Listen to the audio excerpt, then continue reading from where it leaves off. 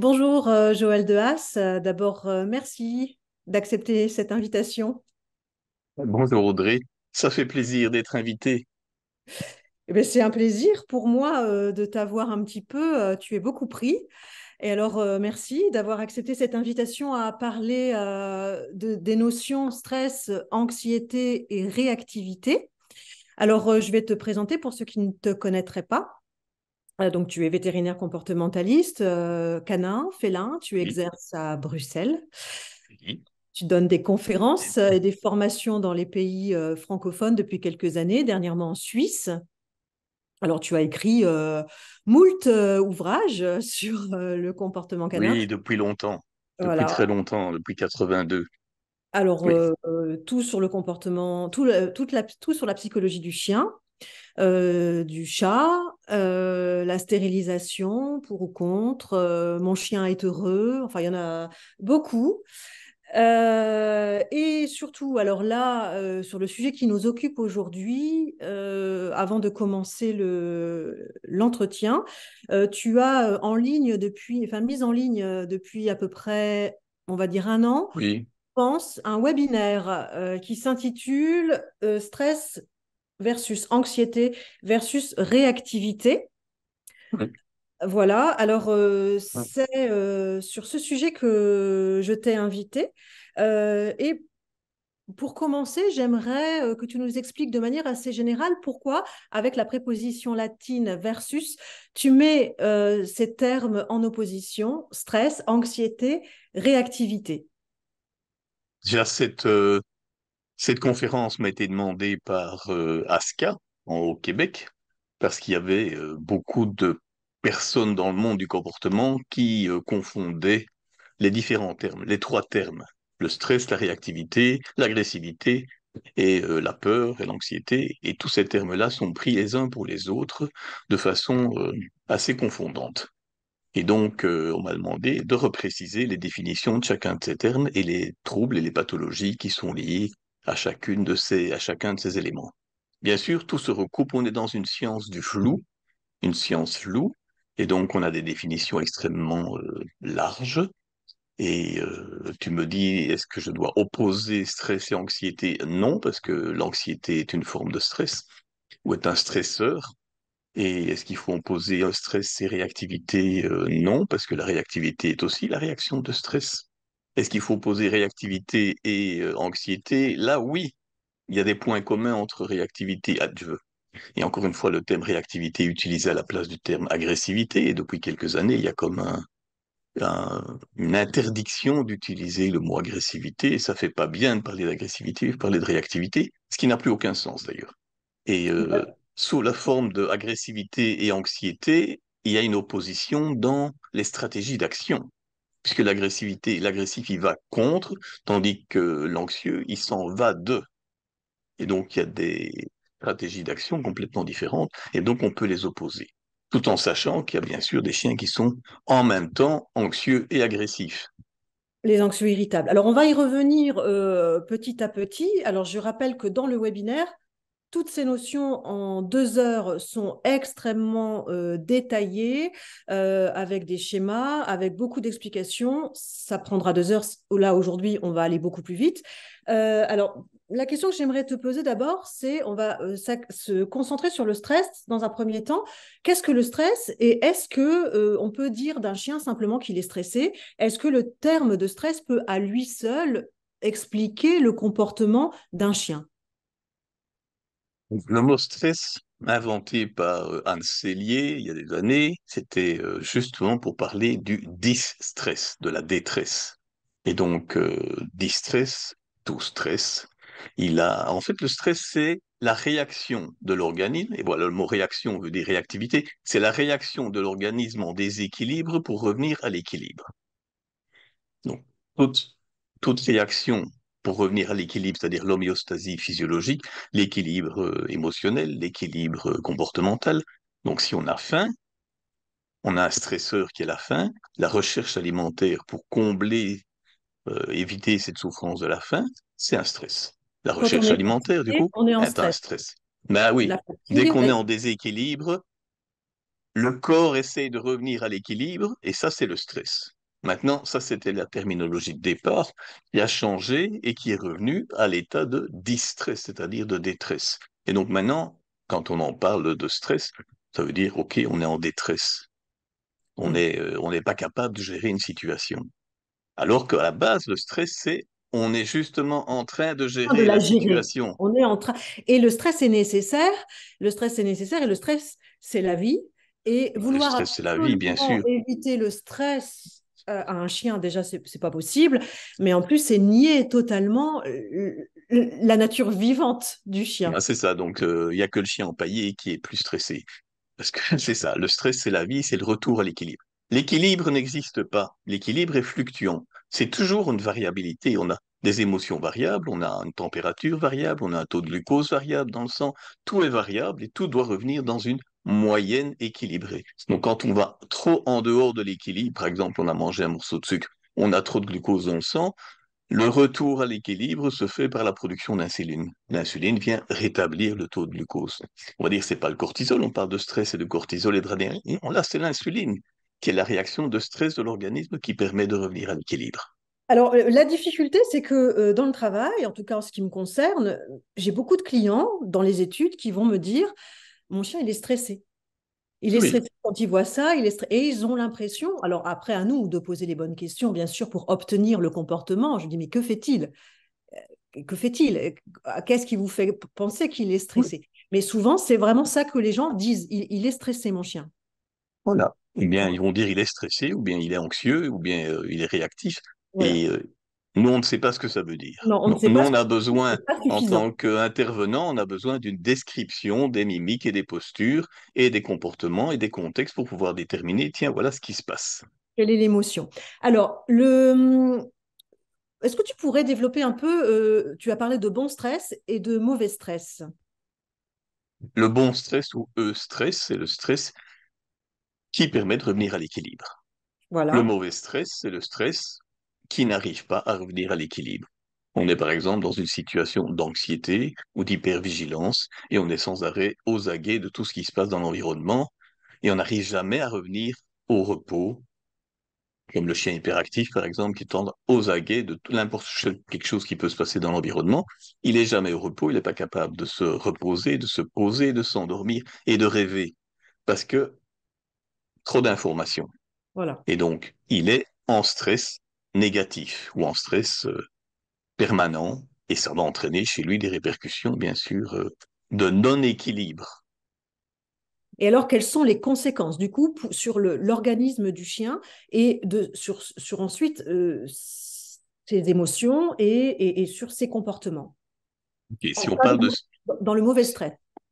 si on parle de stresseurs de type traumatique ou de stresseurs de type psychologique, eh bien, la réaction du corps va être réaction d'adrénaline, puis production de cortisol, puis production de DHEA, et 40 autres formes de réactions enzymatiques et de réactions hormonales qui vont permettre éventuellement de retour à l'équilibre. Si on ne revient pas à l'équilibre, mais on produit par exemple du cortisol en permanence et en excès, parce qu'on est sans arrêt en train de produire de l'adrénaline. Le cortisol vient antidoter les effets de l'adrénaline et la DHEA vient antidoter les effets du cortisol, mais sans arrêt. Il n'y a plus de phase d'arrêt.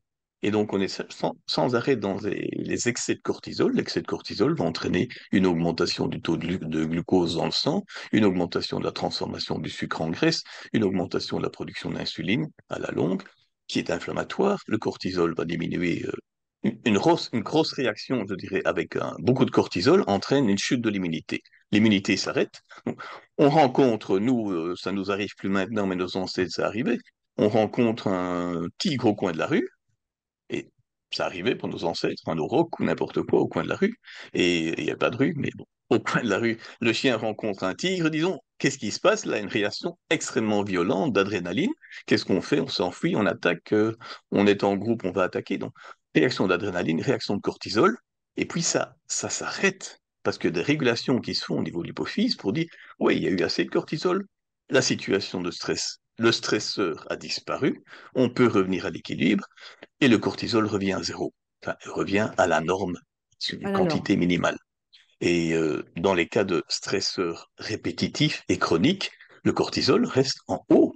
Il monte, il monte, il monte, il monte. Et donc, le cortisol est là pour faire chuter l'immunité, il vaut mieux se défendre contre le lion ou le tigre que se défendre contre des bactéries et des virus qui pourraient être là. Donc, il y a une priorité qui est donnée à la survie de type urgente. Tandis que donc, la défense, l'immunité s'estompe, mais dans le stresseur chronique, l'immunité s'estompe, et donc toute une série de maladies peuvent apparaître. Des maladies Alors, infectieuses, maladies parasitaires, maladies cancéreuses. On et, lutte et sans arrêt. surrénal aussi, parce que il y a une fatigue des glandes surrénales qui Voilà. peut. La surrénale produit du cortisol à la demande, elle ne fait pas de stock de cortisol. Donc il n'y a pas de stock de cortisol, c'est produit vraiment à la demande de l'hypophyse qui produit de la CTH qui dit il faut produire du cortisol. Et pas que du cortisol, mais de l'aldostérone, des hormones antidiurétiques, etc. Donc tout ça est produit à la demande. Si la surrénale on lui demande sans arrêt d'intervenir, il y a un moment, elle ne peut plus produire de cortisol. Et donc, elle va essayer de produire du cortisol à partir de la progestérone, ce qui entraîne des problèmes de gestation. Parce que le cortisol, la survie est prioritaire sur la reproduction.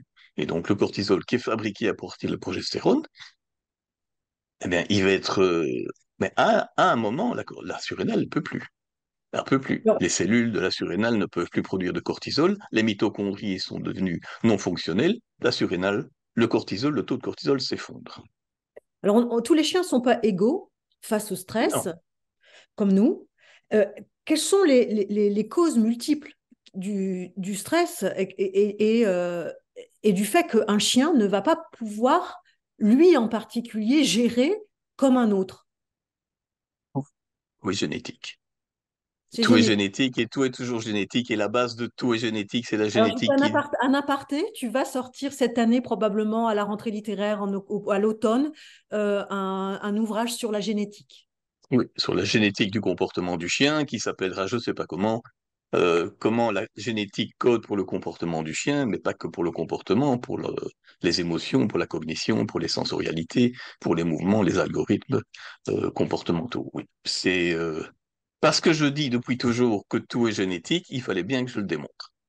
Et Très je bien. le démontre et je confirme, En tout cas, tout est génétique. on va pas le rater, ce livre. En tout cas, moi, je vais pas le Tout est rater. génétique et toute la base de tout est génétique, à savoir que c'est la génétique qui va décider de comment les cellules vont se spécialiser, comment les neurones vont se connecter, quels sont les réseaux neuronaux qui vont être prioritaires, comment ces réseaux vont fonctionner, quels sont les neurotransmetteurs, les récepteurs des neurotransmetteurs, les enzymes qui vont métaboliser ces neurotransmetteurs. Donc tout ça est programmé génétiquement et influencé progressivement par l'apprentissage, l'environnement, par les hormones, par Alors, et ce qui l'inflammation et tout le reste. détermine, du coup, la gestion du stress, entre autres.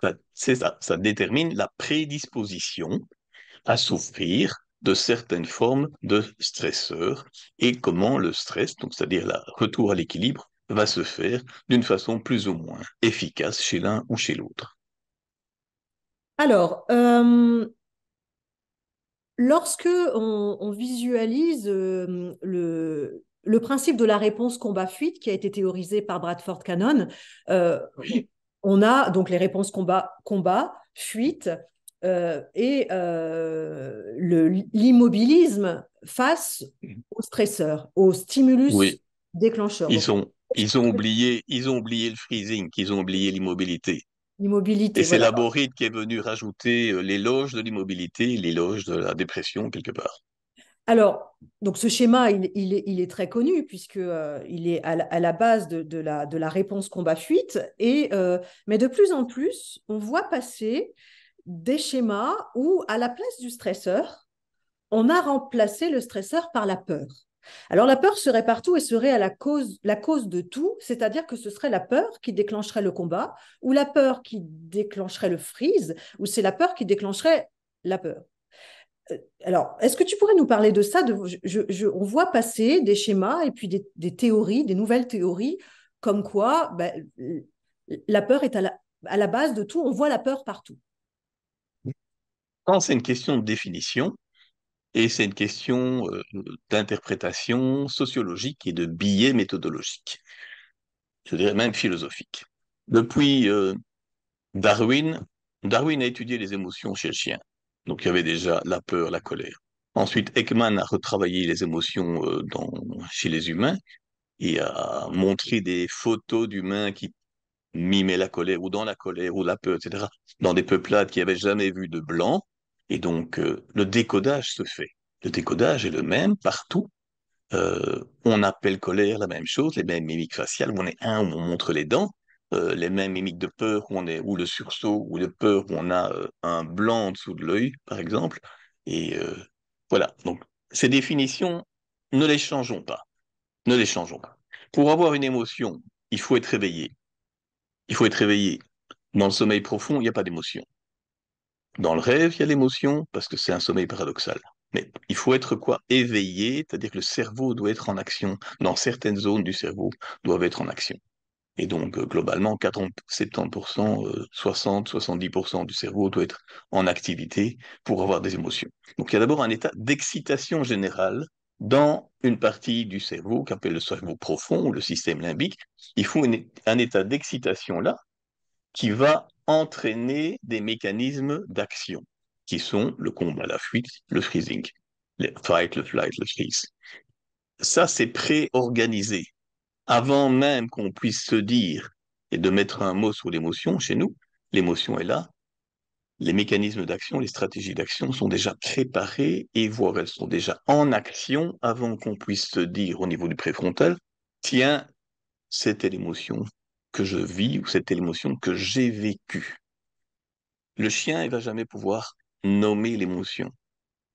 Il a un préfrontal qui est à peu près 10% du préfrontal humain par rapport au reste du corps, de son cerveau, et donc il va jamais aller dans l'interprétation de ses émotions. Donc, il y a l'excitation générale. L'excitation va entraîner, suivant l'individu, chien ou humain, suivant l'individu variatrice, une réactivité de type combat, une réactivité de type fuite, une réactivité de type absence de réactivité, je bouge plus, avec le parasympathique dorsal qui se prend en charge, qui vient activer au niveau, une paralysie, je dirais, au niveau digestif et une paralysie corporelle globale. Avant que dans le social, le parasympathique ventral prenne la relais et vienne innerver, je dirais, toute la face et activer le facial, très jumeau pour l'expression faciale, pour l'expression des mimiques et tout le reste. Donc, une excitation de base, des stratégies de réaction, et à partir de là, nous, on va dire, voilà ce qui s'appelle la peur, voilà ce qui s'appelle la colère. Donc, chez le chien, tout ça se passe en quelques millisecondes. Millisecondes, quelques centièmes de secondes. Pour pouvoir décoder l'émotion telle que nous, on le fait, il faut au moins 5 à 7 dixièmes de seconde. Mais sur ce temps-là, le chien, il est déjà parti à l'action, Déjà parti à de l'action. fuite ou d'attaque. Et Voilà. donc, dire que on a défini la peur comme étant, chez le chien et chez l'humain, la peur est définie comme étant posture basse, la colère ou l'assertivité, on gonfle le torse, on est en posture haute, Dirigé tout vers l'avant. monte et on va en avant. On a défini la peur comme étant posture basse et tentative de s'en aller du déclencheur, du stresseur. Donc, posture basse et fuite, posture basse évitement, posture basse anticipation d'une situation d'évitement, on appelle ça la peur.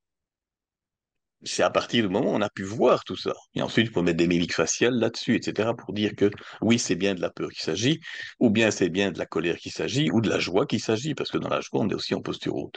Et dans la Donc, tristesse ou l'ennui, on est en posture basse et dans l'immobilité de l'action, ou dans dans l'immobilité. l'inhibition de l'action. Donc, on part évidemment Question du de définition. comportement et de la posture.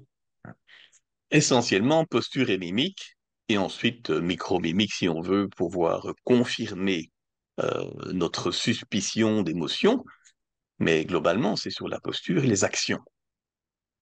C'est comme ça qu'on définit la peur, comme ça qu'on définit la colère. Maintenant, si on veut dire que l'émotion de base, qui est l'excitation de base dans le système limbique, ça s'appelle la peur, ben on change toutes les définitions. Donc, Voilà.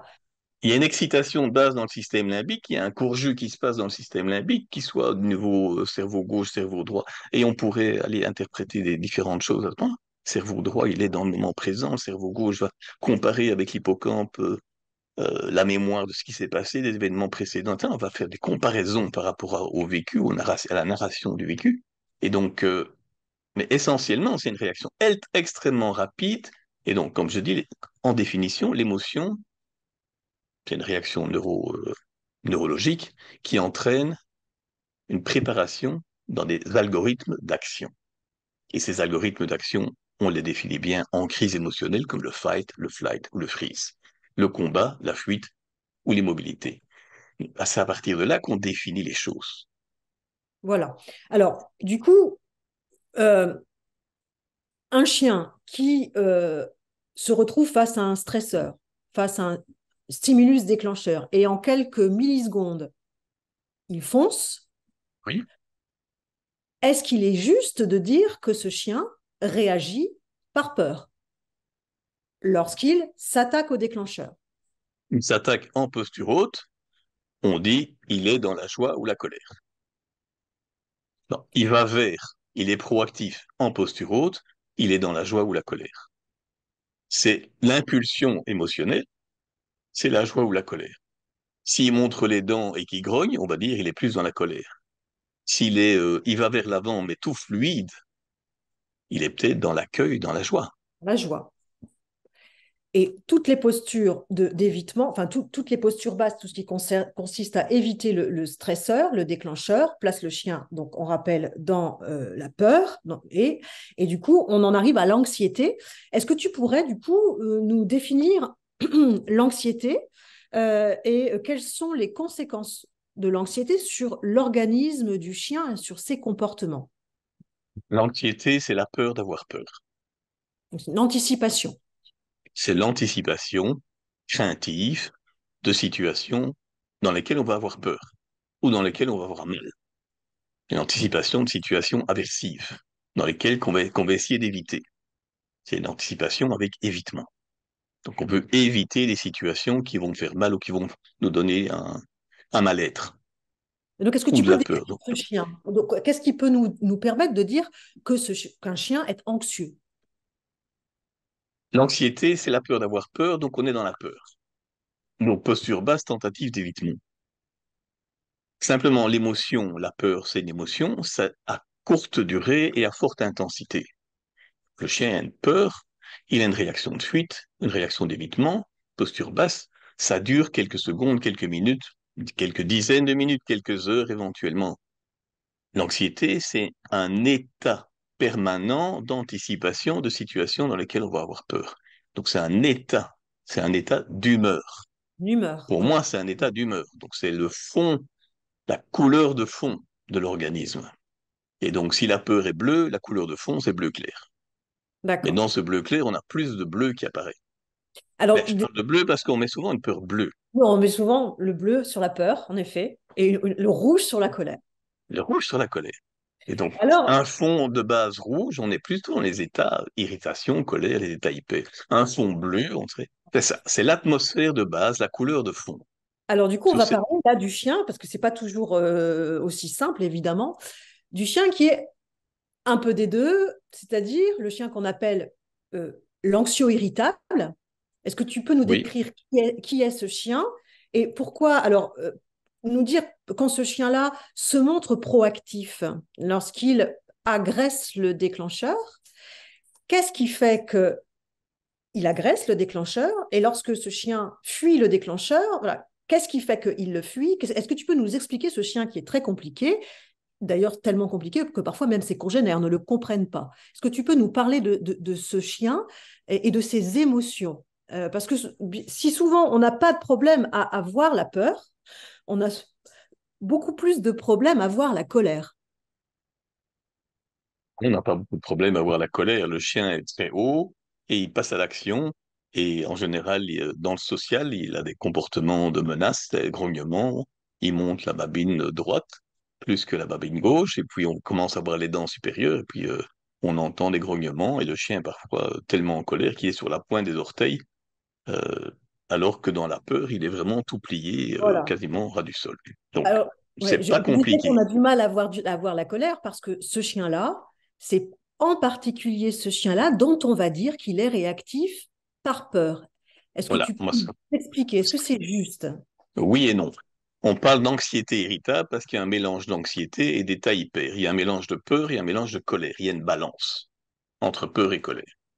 La balance entre peur et colère fait que il est parfois plus dans la peur et parfois plus dans la colère. Voilà, ouais. Et donc, dans les situations où la peur l'emporte sur la colère, le chien a tendance à éviter et partir. Dans la Dans les situations où la colère l'emporte sur la peur, le chien part à l'attaque. Alors, il est bien possible que ce chien, par exemple, fasse de l'agression de distancement, qu'il se sente en insécurité par rapport à une personne qu'il ne connaît pas. Au départ, la peur est supérieure, il est en posture basse, mais dès que sa stratégie d'action passe à l'action, l'action pas de fuir, mais l'action de passer contre, aller contre, il passe en posture haute. Et il Et devient donc, proactif. il devient proactif et sa posture monte. Donc, dès que le chien part à l'attaque, il est en posture haute, même si au départ, il était en posture basse. Et donc, on peut dire là qu'il y a eu un passage de la peur à la colère. Mais c'est pas la même émotion qui Voilà, passe de l'un à l'autre. c'est Il pas a la les même deux émotion. émotions en même temps, et en fonction des contextes et des situations, il y en a une qui va prédominer sur l'autre. C'est-à-dire Parce que qu'il envoie dans son système cérébral moteur deux algorithmes différents. Je fuis, j'attaque, je fuis, j'attaque, je fuis, j'attaque. Et en fonction de, tiens, dans telle circonstance, si c'est une femme, l'attaque est active. Si c'est un homme, l'attaque et la fuite est plutôt la meilleure réaction à avoir. Et donc, il y a une balance qui se fait, une hésitation qui se fait, et puis à un moment, il y a une décision qui est prise par son cerveau à l'insu du chien. C'est pas conscient. oui, À bien sûr. aucun moment la conscience ne se met en place. Mais il y a une confrontation par rapport au vécu du chien ou par rapport aux apprentissages qu'il a eus. Et le chien prend une décision inconsciente, son inconscient, son subconscient prend une décision d'attaque ou de fuite. Alors toi, tu Bien parles bien sûr. de stratégies différentes, c'est-à-dire que le chien change de stratégie. Il était d'abord dans la peur en posture basse et ensuite il devient en posture haute et il fait face au déclencheur. Tu parles de changement de stratégie. Certains professionnels vont parler de non, c'est une intensification de la peur. Et c'est là où moi je ne suis pas d'accord. Je ne pense. Quel est ton point? Est-ce que tu peux faire la Voilà. part des choses? Ça n'a pas beaucoup de sens de dire que c'est une intensification de la peur qui du coup passe dans la colère. Alors, si on travaille sous forme des énergies, on va dire que l'énergie combinée peur-colère était en balance et puis que l'énergie va au profit de la colère plutôt que de la peur. Et on pourrait se dire à ce moment-là, tiens, la peur va dans la colère. C'est l'énergie de, c'est-à-dire qu'il y a une série de décharges électriques au niveau du cerveau et toutes ces décharges électriques prennent à un moment une décision, un carrefour et vont dans une stratégie qui est un algorithme, l'algorithme d'attaque ou l'algorithme de fuite. Mais les deux en même temps sont difficiles. On avait chez le Malinois il y a 20 ans des chiens d'attaque, ils allaient à l'attaque et puis ils s'approchaient de la cible et là ils commençaient à rentrer en posture basse et puis ils fuyaient. Il y avait la balance peur, colère, ils montaient à l'attaque, ils partaient. Et donc on a fini par sélectionner des chiens qui, pour un chien d'attaque qui fuit, on a Voilà. sélectionné comme géniteur que ceux qui font que de l'attaque. Donc on a enlevé tous ceux qui fuyaient et on a maintenant plus que des Malinois qui n'ont qu'une stratégie d'action, ils partent à l'attaque, quelle que soit l'émotion de base. Et Et même si voilà. l'émotion de base, la stratégie, ils avaient un mélange de peur et de colère, mais la stratégie est l'attaque. Il n'y a plus ça, il n'y a plus le choix.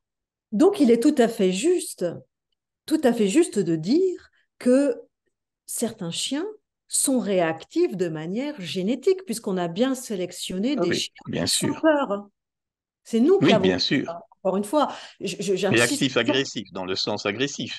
dans Si le on sens prend un chien, agressif, dans le sens proactif, dans le sens j'y vais, je fonce, oui, quoi oui, qu'il oui, c'est ça. arrive, j'y vais. Et en ça, je dis, ce sont des chiens sélectionnés sur leur intrépidité, leur impulsivité, sur leur absence de peur, sur les courageux. Ce sont ces chiens qu'on va chercher pour travailler. Alors, je ne cautionne pas, hein, dans la police ou dans l'armée ou dans les. Mais en aucun cas, ces chiens ne sont des réactifs par peur. Non, en aucun cas. Et même s'ils ont un moment une posture basse, ça ne veut pas dire que leur stratégie d'attaque est liée à la peur. Donc la stratégie d'attaque chez Malinois ou berger allemand, c'est en fait du comportement de chasse, de l'attaque de chasse, avec de la capture de chasse qui était amplifiée. Et il ne s'agit plus de réaction sociale, Oui, non, oui, c'est du comportement de prédation. bien sûr. Si on revoit maintenant une stratégie sociale de ce chien par rapport à un humain, de ce chien par rapport à un autre chien, on n'est plus dans les stratégies d'attaque de même, d'attaque de prédation, mais dans des attaques sociales, où on a monté l'impulsivité du chien. On n'a pas monté le courage du chien parce qu'il n'y a plus de peur. Mhm. Si elle a un peu de peur, je dirais, la peur ne va plus dans les algorithmes de fuite. La peur du secours, elle a elle arrive à un carrefour, algorithme de fuite, algorithme d'attaque, il n'y a plus la fuite. Il n'y a plus. Il n'y a que l'attaque. De toute façon, on le voit bien quand on a l'habitude de côtoyer ces chiens, qu'à aucun moment, et c'est d'ailleurs ce qui fait d'eux des chiens potentiellement très dangereux, c'est qu'ils n'ont pas peur. C'est que les humains ne leur font pas peur. Alors, pas tous, je ne suis pas en train de faire une. Mais les grands réactifs, ce que j'appelle les hyper réactifs, dans mes séances, lorsque je dis attention, il n'a pas peur. Il faut garder en Ça, tête, il n'a pas peur. et on voit la génétique de cette réactivité, agressivité, attaque apparaître, si c'est pas déjà là à 6-7 semaines, ça apparaît à 5-6 mois à l'adolescence. Oui, oui, Et c'est oui. génétique, il n'y a rien Ouais. à faire, c'est génétique. Alors justement, on va maintenant vraiment parler de la réactivité. J'aimerais que tu définisses vraiment la réactivité, l'hyperréactivité, qu'on passe vraiment un temps là-dessus parce que je trouve que ce sont des notions qui sont malheureusement un peu galvaudées. Dans mon travail, par exemple, et heureusement finalement, j'ai quand même beaucoup d'études où j'apprends, où la bonne nouvelle, c'est de dire à la personne, votre chien, il est pas réactif. Il se comporte comme un chien. Il a des comportements agonistiques, des Et, comportements d'imposition. C'est pas de la réactivité. Et les gens sont contents. Mais aujourd'hui, partout, j'entends parler de réactivité. Mon chien, il est réactif. Réactif par peur. Il est réactif pour ça. Il est réactif à ses congénères, aux humains. Et bon, voilà. Est-ce que tu peux nous ok. définir? Le terme réactivité vient du terme réaction, c'est-à-dire action contre une autre action. Donc, il y a une action et le terme en physique, c'est la réaction contre une action. Donc, le chien tire à la laisse, le propriétaire tient la laisse, la force de traction sur la laisse est la réaction par rapport à la traction du chien. Et on peut le définir en kilos et tout ce qu'on veut. Donc ça, c'est la réaction. La réaction, c'est une autre forme de dire le stress, c'est-à-dire c'est le corps qui bouge, c'est plus une réactivité, je veux dire, psychologique ou mentale, c'est le corps qui bouge en réaction contraire à quelque chose. Ça, c'est le terme de base. Donc la réactivité, d'autre part, c'est un autre terme pour dire c'est la vie. Et c'est encore une fois, c'est normal. Et encore une fois, c'est normal d'être réactif. Réponse. C'est une Le réponse. contraire de la réactivité, c'est la non-réactivité, c'est le freezing, c'est l'immobilité, c'est la mort, quoi. Donc en fait, La seule chose. excuse-moi, il serait plus juste de dire hyper réactivité. Alors, la réactivité va sous deux formes, la forme attaque ou la forme fuite. Voilà. Alors, depuis quelques années, on ne parle de réactivité que quand il y a une forme d'attaque. La forme fuite n'est plus une réactivité. Mais dans la terminologie, je veux dire, c'est en français, dans la définition du terme réactivité, tout mouvement qui est en réponse à un stimulus est une réactivité. Ok, admettons les changements de définition et disons que la réactivité, c'est l'agressivité, et donc la colère. C'est l'émotion de base de la réactivité, c'est la colère. J'ai des problèmes avec ça, hein. J'ai des problèmes avec ça, je préfère parler d'agressivité Mais que de de toute réactivité. façon, le chien est une espèce agressive. Et on a un problème avec ça. Mais c'est un En France, prédateur. c'est le cas.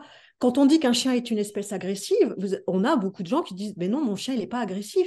Mais C'est bien parce sûr, on confond agressivité et méchanceté. voilà. Et ça, c'est de Et donc, ça n'a rien à l'anthropomorphisme. voir. Ça n'a rien à voir. Ça n'a rien à voir. Non. Voilà. Et les gens, alors, je pense que ça fait aussi partie de notre travail d'expliquer, vous Voilà. savez, c'est une espèce qui a des comportements agonistiques. Le chien fait usage de l'agression régulièrement pour éviter que ce soit pire, que la situation soit pire, que le conflit dégénère. Plus on va les empêcher de faire ça, et plus on va précipiter. Voilà. Et du coup, donc ça, la réactivité, somme toute, reste quelque chose de tout à fait normal chez une espèce Ça aussi fait vivante. normal. Et on parle souvent de réactivité par rapport à un stimulus déclencheur, mais on oublie un peu de penser que, bon, le chien poursuit un lapin. Parce qu'il y a un lapin qui court, le chien poursuit un lapin. Le lapin est un déclencheur de la poursuite. OK?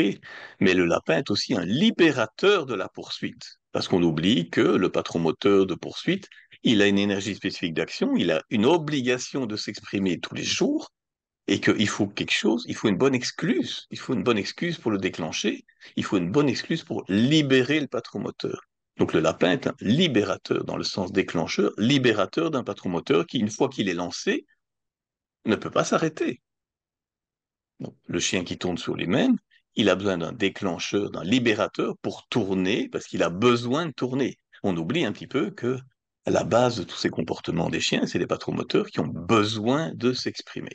Donc, je reviens à la réactivité maintenant. Réactivité dans le sens le chien est libéré d'exprimer un patromoteur génétiquement programmé, ou réactivité dans le sens le chien réagit à un stimulus au-delà de son besoin génétique et il va dans le plaisir de réagir agressivement. Oui, il y a des chiens qui harcèlent les autres chiens ou harcèlent les gens parce que ça leur fait un plaisir fou de harceler les autres. Et donc, est-ce que c'est méchant pour autant? Parce il va à son besoin. Donc, c'est un gros problème philosophique d'aller déterminer si la réactivité de type agressif, proactif du chien est de type méchante ou pas méchante. Est-ce qu'il est sadique? Est-ce qu'il se fait plaisir à agresser ou faire... Alors, la définition du mot agressif, elle est liée à la victime de l'agression. Le lapin qui est poursuivi par le chien, il se dit, le chien est agressif. Oui. Alors, Il me veut du mal. encore que je n'ai jamais été d'accord pour classer la prédation dans les conduites agressives. Enfin, Pour en le effet, lapin, c'est agressif. pour le Pour lapin, la proie, c'est agressif. le lapin va pas voir la chose de la même manière que moi. Et probablement que si j'étais poursuivie par un lion, je me trouverais méchant. Mais Oui. voilà, c'est Tu trouverais qu'il met ta vie en danger ouais, et ta liberté en danger. Et donc, ça, c'est la définition de l'agression. bien Mais sûr. donc, le chien, est-ce qu'il a une intention agressive? Est-ce qu'il a une intention de mettre quelqu'un en danger? Est-ce qu'il a une intention de mettre la liberté de quelqu'un en, en question? Non, il est juste soumis à toute une série de patrons moteurs instinctifs et il n'a pas le choix que de faire ça ou de faire Mais de un toute façon, autre les comportement. émotions, elles s'imposent aux chiens comme elles s'imposent à nous.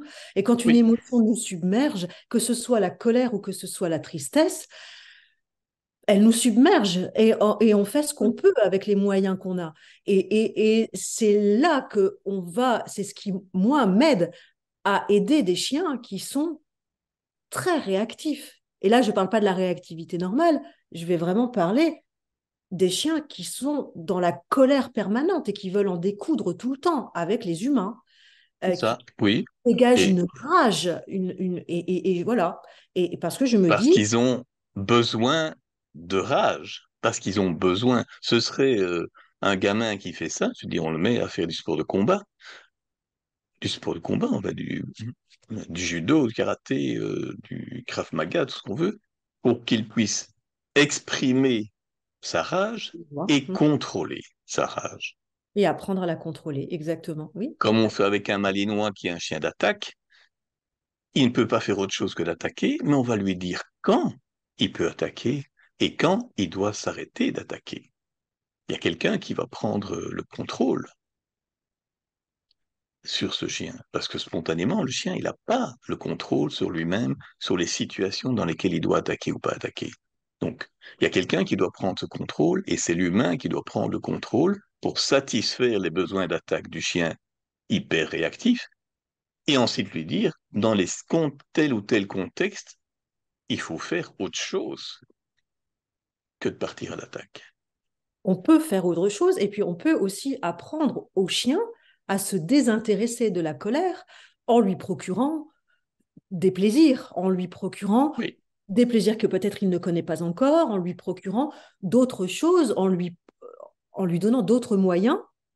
On arrive tout. Alors, c'est très long, mais je parle là, je voudrais aussi parler, aborder le cas des chiens qui sont très réactifs, donc les hyper réactifs, mais pathologiques, qui ont aussi des problèmes de santé, souvent hormonaux.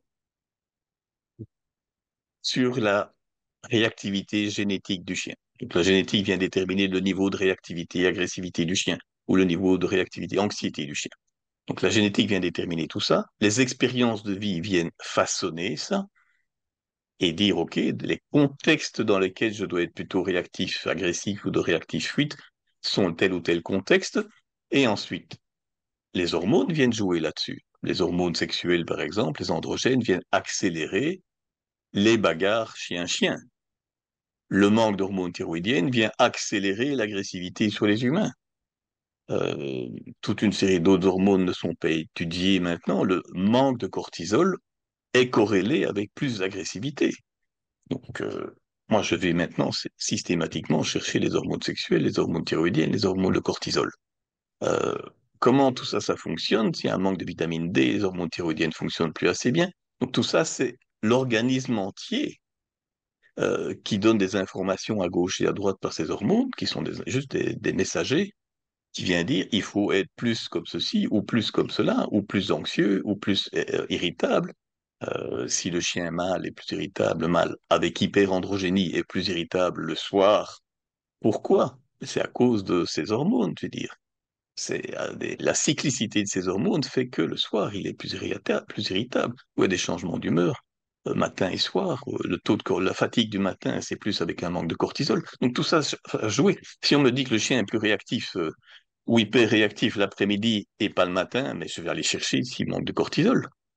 Que Mhm. voilà, sur cette base génétique, l'expérience vient fabriquer des nouveaux réseaux cérébraux, pour dire dans les contextes dans lesquels on va être réactif ou pas. Les hormones viennent accélérer, ou le manque d'hormones vient accélérer la réactivité.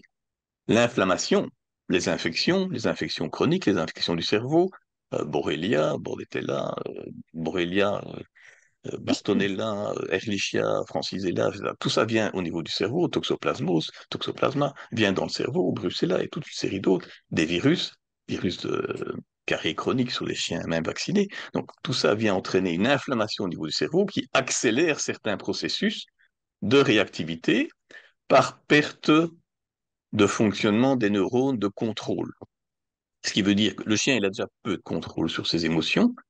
Si on a en plus ces interneurones de contrôle au GABA, ces interneurones fonctionnent moins bien, le chien, il n'a plus aucun contrôle. Il n'a plus Mhm. aucun contrôle. Si le chien est en démence sénile, le chien âgé, le chien réactif toute sa vie, mais en démence sénile, ben, devient hyper réactif parce qu'il n'a plus du tout de contrôle sur ses émotions.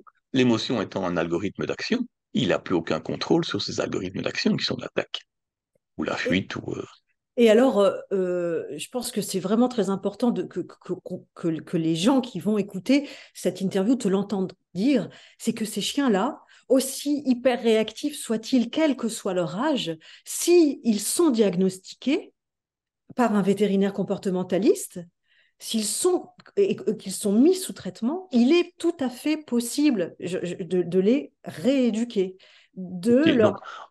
on traite les phénomènes, les problèmes hormonaux. On revient à la base génétique du chien. Génétique plus les apprentissages qu'il a fait. On enlève les problèmes inflammatoires, on revient à la base génétique plus apprentissage. On lui fait des apprentissages alternatifs. Sa base génétique reste, mais il a d'autres stratégies d'action qu'on peut mettre en place. On met sous médication.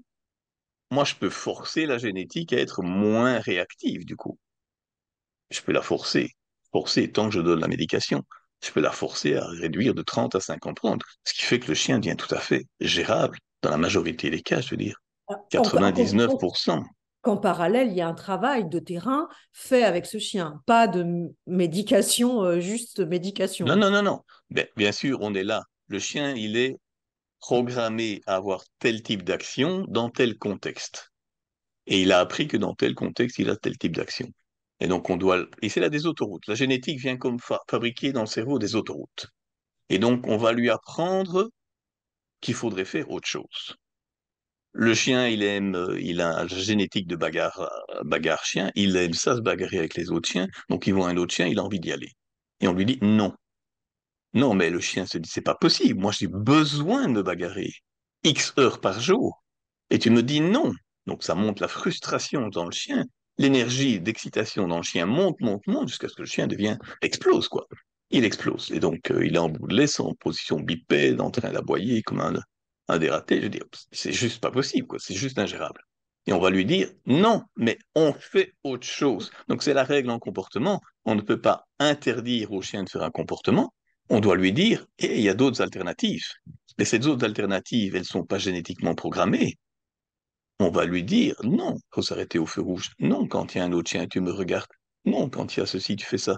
Et on fait en fait des petits chemins de campagne qui vont s'opposer à cette autoroute de génétique. Il faut répéter, répéter, répéter. Mais c'est vrai, il y a un travail colossal à faire de répétition sur ces petits chemins pour qu'ils deviennent des nouvelles autoroutes. Quand ça devient une autoroute, le chien a le choix entre deux autoroutes, l'autoroute génétique et l'autoroute de l'apprentissage.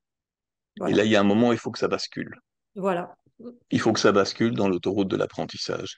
Qu'autant satisfaisant ses besoins, parce que tous les patrons moteurs doivent être mis, doivent être satisfaits. Sinon, on n'arrive jamais. Il faut que dans l'autoroute alternative, il satisfasse ses besoins. C'est-à-dire qu'un chien qui a un besoin de bagarre avec les autres chiens, il doit trouver des chiens copains avec qui faire des jeux de bagarre. Sinon, De toute façon, il est en c'est frustration en incroyable. permanence. Oui, oui, oui. Mm. Le chien qui D'abord, doit on a suivi poursuivre, et ensuite on apprend à faire autre chose. voilà, le chien qui doit poursuivre, parce que c'est un border collie, il va poursuivre pas les moutons, mais les voitures, les vélos, ou parce que c'est un berger allemand ou un malinois qui a besoin de poursuivre et partir à l'attaque, il doit tous les jours poursuivre quelque chose.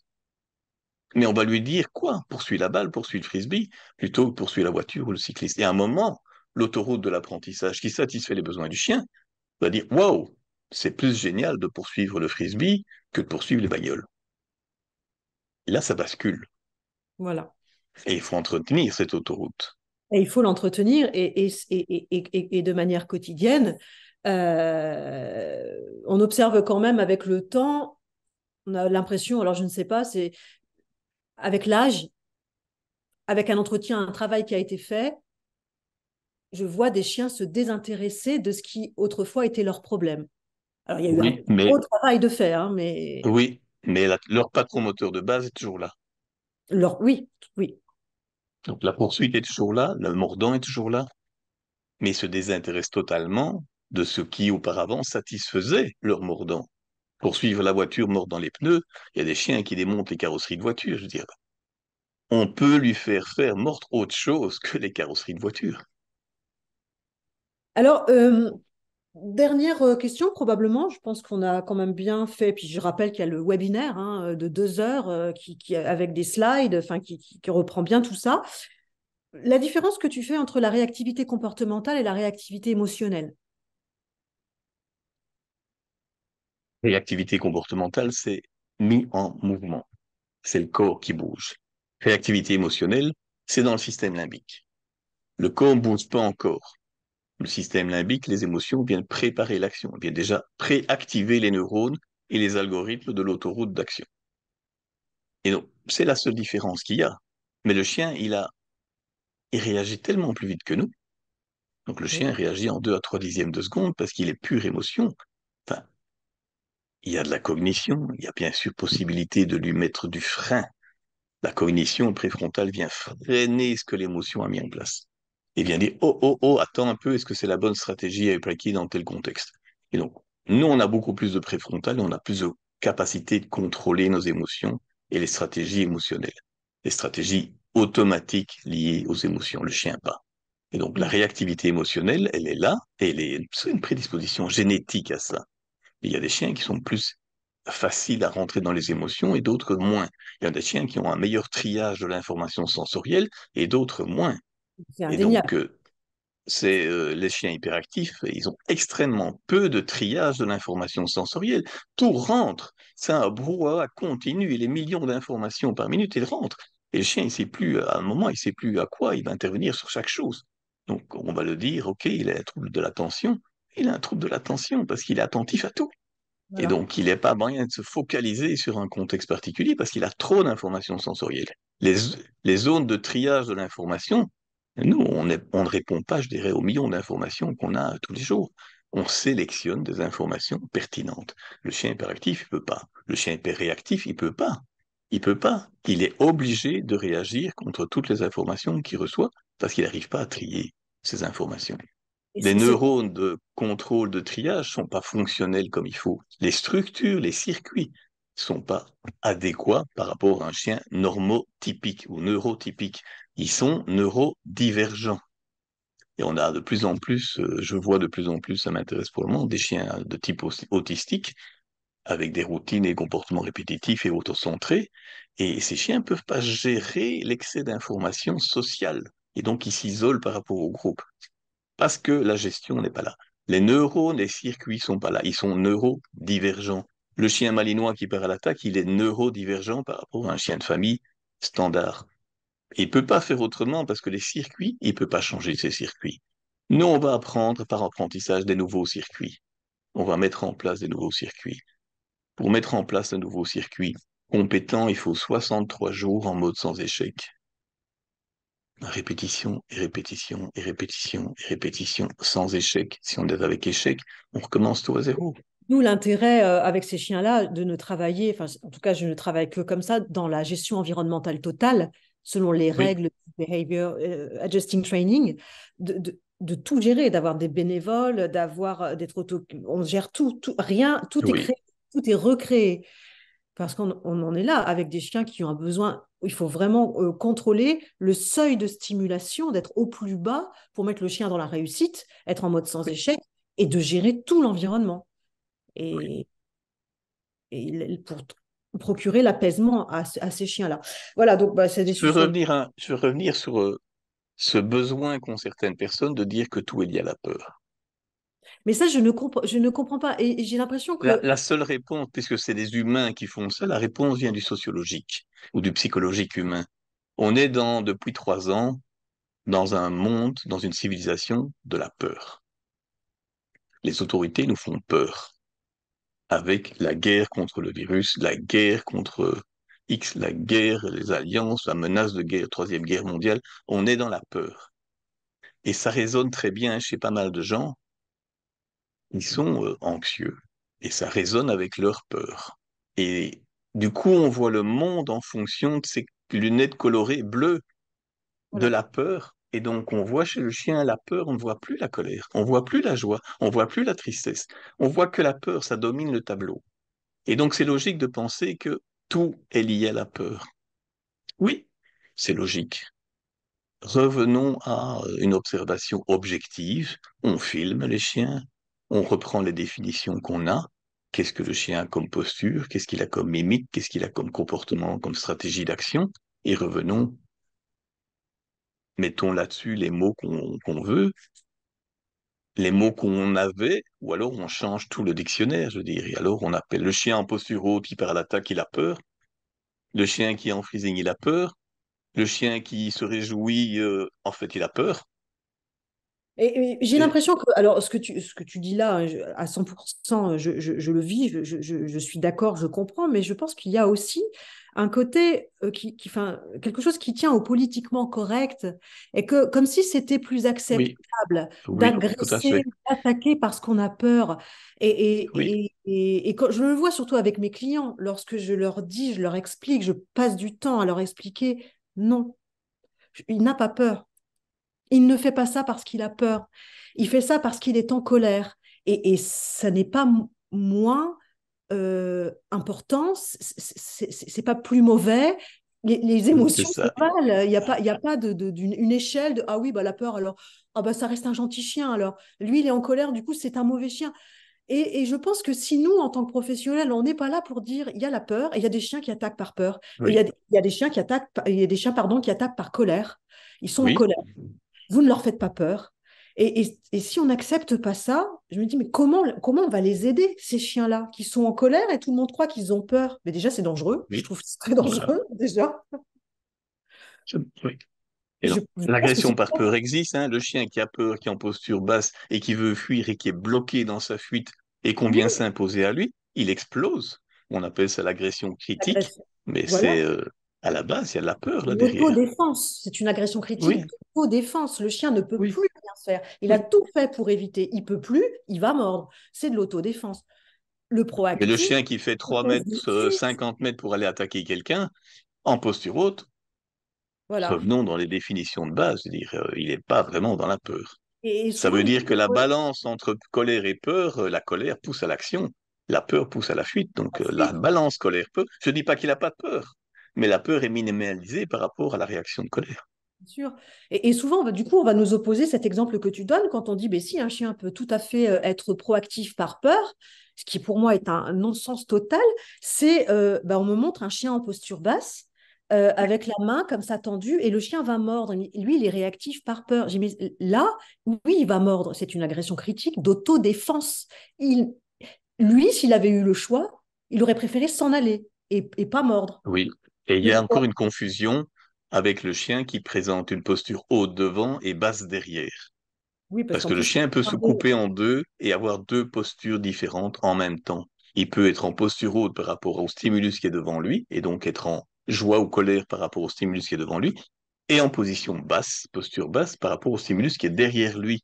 Et on a ça pas mal avec des chiens qui partent à l'attaque avec des propriétaires qui sont derrière le chien, puisque le chien est en bout de laisse, et le propriétaire qui dit non, et qui dit non, qui dit non, qui est fâché, lui est en colère. Et le chien est en posture basse par rapport à la colère du propriétaire et en l'anticipation de colère du propriétaire et en posture haute par rapport à l'autre chien qui veut attaquer. Et donc, les gens vont dire, il est en posture basse parce que la queue est basse. Oui, mais les oreilles sont il communique hautes et avec tout. Ah vous. bon, oh, Il est en train de communiquer avec c'est vous. ça. Donc, moi, ça me donne beaucoup d'informations sur les techniques d'éducation du propriétaire par rapport à son chien, puisqu'il y a beaucoup de colère du propriétaire que le chien est forcé d'être en posture basse par rapport à lui. Donc, pas oublier que ce chien peut se couper en deux. Et donc, il faut toujours faire des photos, des vidéos panoramiques et savoir qu'est-ce qu'il y a devant le chien, qu'est-ce qu'il y a derrière le chien et comment le chien se comporte par rapport aux deux éléments en même temps. Oui, oui. Eh bien, écoute, Joël, je te remercie pour toute cette, enfin, la précision, d'avoir apporté toutes ces précisions. Je pense que c'est vraiment important si on veut pouvoir aider les chiens, c'est d'être précis, de ne plus confondre toutes ces notions. J'invite du coup à aller vers ton webinaire stress versus anxiété versus réactivité. Donc, en ligne sur ton site via En l'ASCA. ligne sur mon site qui renvoie vers ASCA au ASCA. Québec, à qui j'ai donné les droits de diffusion Et du puis, séminaire. du coup, on attend avec impatience ton livre sur la génétique dont on ne connaît pas encore le titre, qui Non, sortira moi à la non fin plus. de l'année. Je suis impatient. Mais ce sera quelque chose comme tout sur la génétique du comportement du chien. Alors, bah, merci beaucoup, Joël. Et puis, je te souhaite une bonne fin de journée. Et puis, merci à tous ceux qui vont regarder cette interview. Merci à toi, Audrey, pour l'invitation et permettre de repréciser toutes ces terminologies une bonne fois pour toutes. Je t'en prie.